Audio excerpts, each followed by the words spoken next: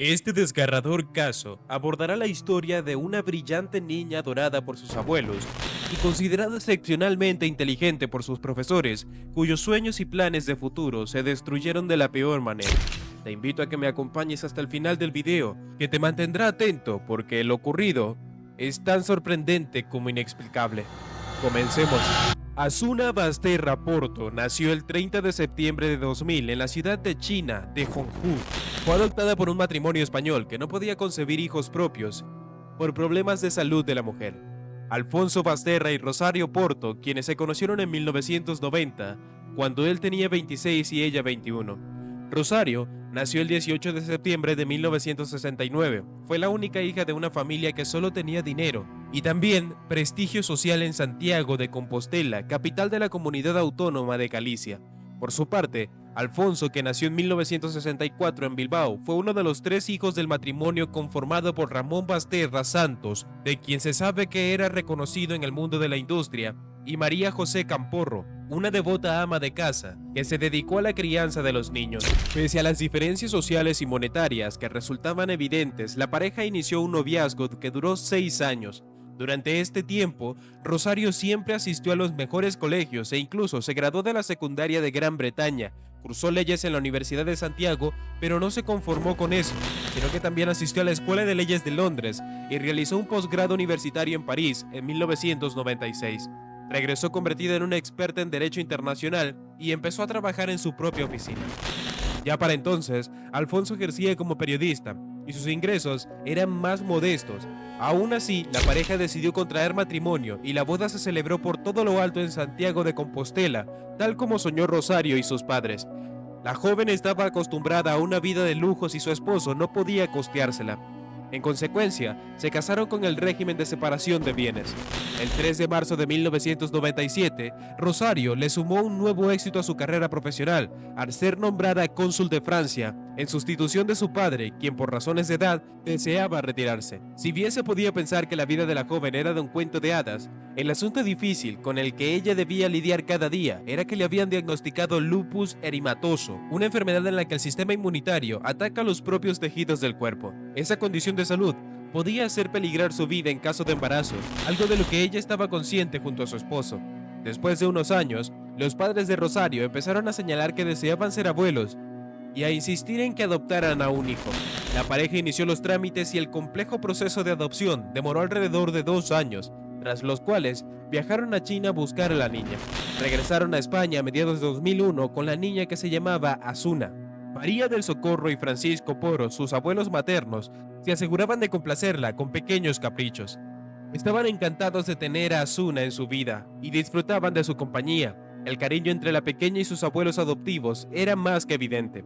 A finales de 2011, María del Socorro falleció por una forma repentina, dejando un enorme vacío en sus seres queridos. Cuando aún no superaban el duelo por semejante pérdida, les tocó despedir a Francisco apenas 7 meses después de la partida de su esposa.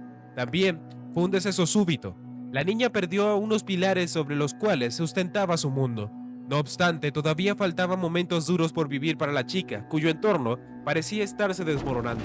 Para ese entonces, Alfonso había descubierto que Rosario tenía una relación extramarital con un hombre que era casado. Según reseñas de la prensa local, el tercero era el empresario Manuel García Rendo. Los conflictos generados por las infidelidades de Rosario se hicieron insoportables, y tras una violenta discusión, empezando en 2013, justo para el Día de Reyes, los esposos Basterra se separaron. Como suele ocurrir en muchos casos de divorcio donde los hijos se quedan con la madre, Asuna no fue la excepción. En junio de 2013, cuando Rosario fue internada en un hospital por un problema derivado del lupus, que luego generó una severa depresión, Alfonso se ofreció a ayudarla con todo lo necesario y hacerse cargo de Asuna. La única condición era que terminara la relación con Manuel. Rosario aceptó la propuesta de su ex esposo, pero aparentemente no estaba dispuesta a cumplir lo acordado. Rosario aceptó la propuesta de su ex esposo, pero aparentemente no estaba dispuesta a cumplir lo acordado. La mujer se recuperó y volvió a casa de Alfonso, cumplió con todo lo que había acordado, comenzando por cuidar a Asuna con esmero. También pasaban tiempo juntos los tres, ya fuera comiendo o viendo películas. Sin embargo, en el mes de julio de 2013, algo insólito ocurrió la noche del 4 de julio que rompió la paz de todos. Un hombre enmascarado y vestido de negro accedió al apartamento donde vivía Rosario y Asuna. El desconocido oprimió el cuello del adolescente tratando de impedirle respirar, pero Rosario apareció de la nada y logró que el atacante huyera. Según el relato de su hija, había dejado las llaves puestas en la cerradura del lado de afuera de la puerta de la entrada, pero dio por terminado el asunto sin denunciar el hecho ante la policía.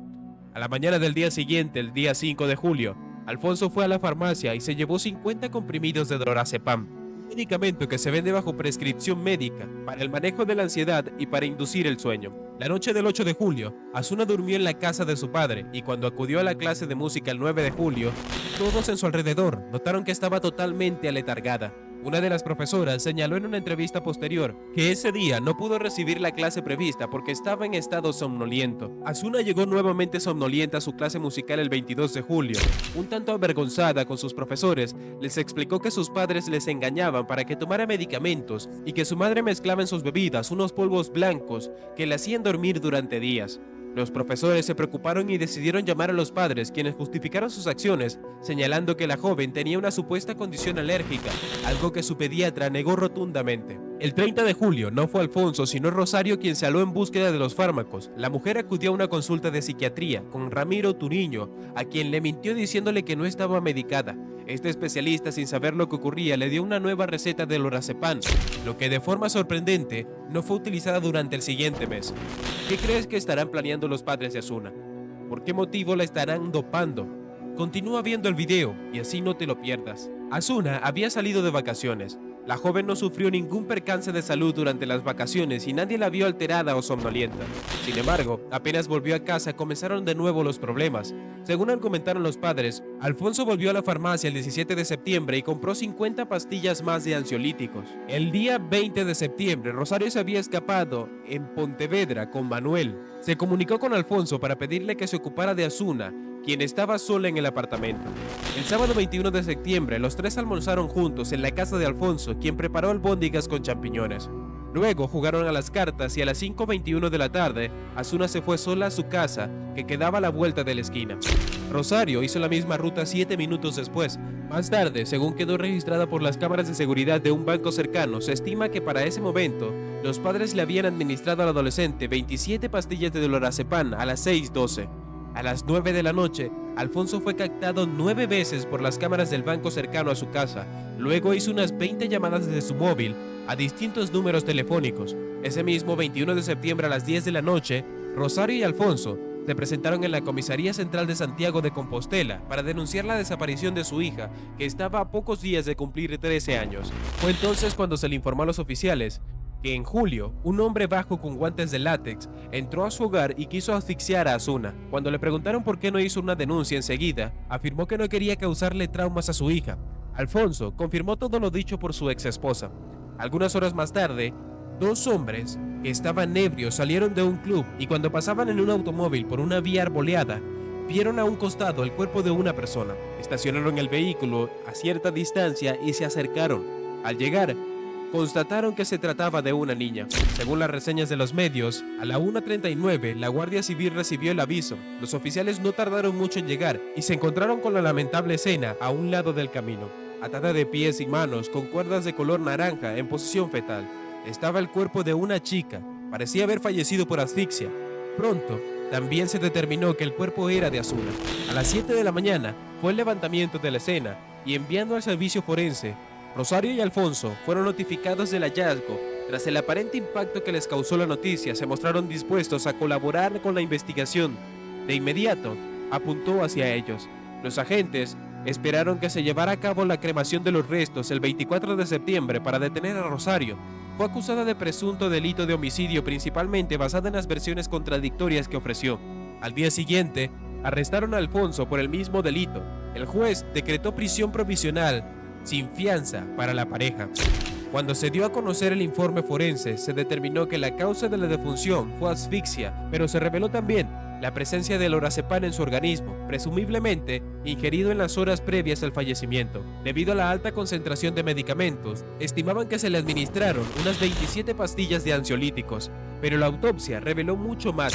Diversas pruebas revelaron que desde meses antes del deceso de la niña le habían dado importantes cantidades de dicha sustancia, que todavía permanecían en su pelo. Esos resultados forenses coincidieron con los testimonios de los profesores de Asuna, quienes le describían como una alumna superdotada y que un par de meses antes, en al menos 2 ocasiones, llegó a la clase en tal estado de sedación. El 8 de enero de 2014, el juez reclamó por la difusión de un audio de los padres de Asuna conversando en los calabozos. Rosario le hizo varios señalamientos críticos a su ex esposo. Unos días más tarde, en el Colegio de Abogados, autorizó a Rosario sus múltiples títulos académicos relacionados con leyes para asumir su propia defensa. Es más evidente que los padres de Asuna acabaron con su vida, pero ¿por qué le hicieron esto a la niña?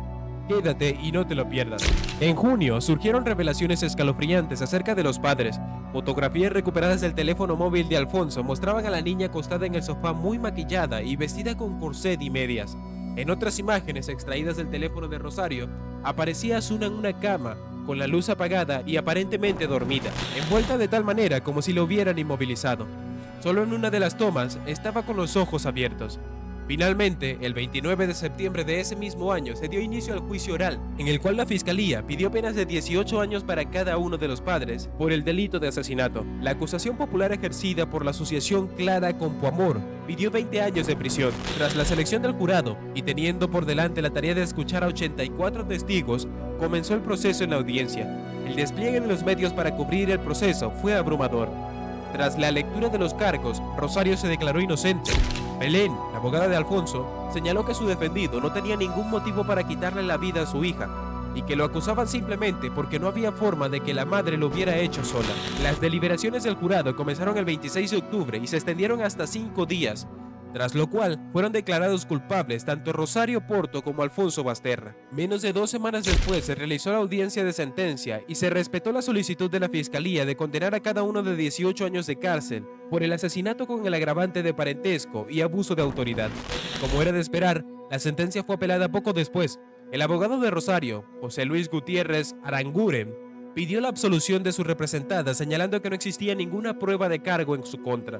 En marzo de 2016, el Tribunal Superior de Justicia de Galicia confirmó la condena emitida por la Audiencia Provinciana el año anterior, pero introdujo una modificación en los hechos probados. Según el máximo tribunal, fue Rosario la única culpable de asfixiar a su hija Asuna, y lo hizo sin la colaboración de Alfonso.